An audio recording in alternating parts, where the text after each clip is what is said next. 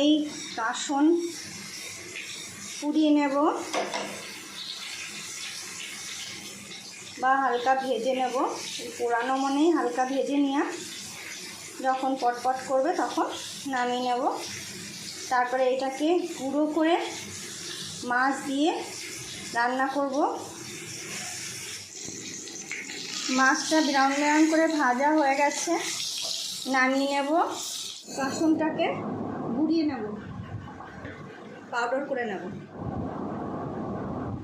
রসুন, আদা, লঙ্কা আর সামান্য জিরে পাউডার করে রেখেছিলাম, আবার মিক্সিতে ঘুরিয়ে দেবো। মাছ ভাজা তেলে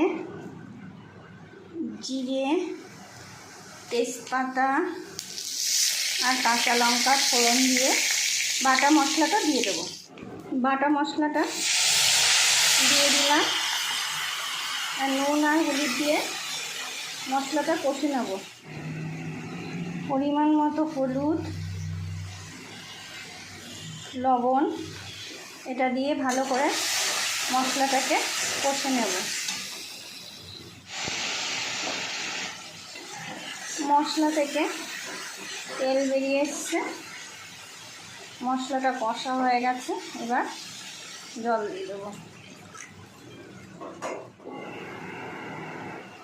মাছ দিয়ে দেবো ঝোলে, জাল উঠে গেছে, সব মাছগুলো দিয়ে দেবো, দিয়ে একটু ঢাকা দিয়ে রেখে দেবো।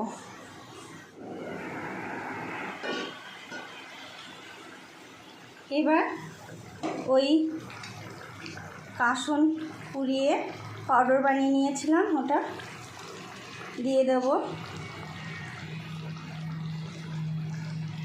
ব্যাস, এবার নাড়াচাড়া দিয়ে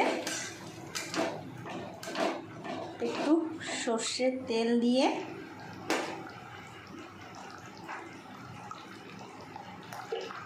ঢাকা দিয়ে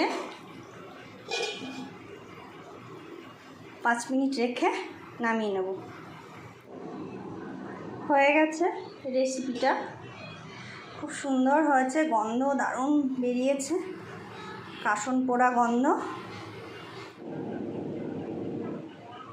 এই রেসিপিটা যদি তোমাদের ভালো লেগে থাকে তাহলে লাইক করবে, কমেন্টে জানাবে আর শেয়ার করে দেবে।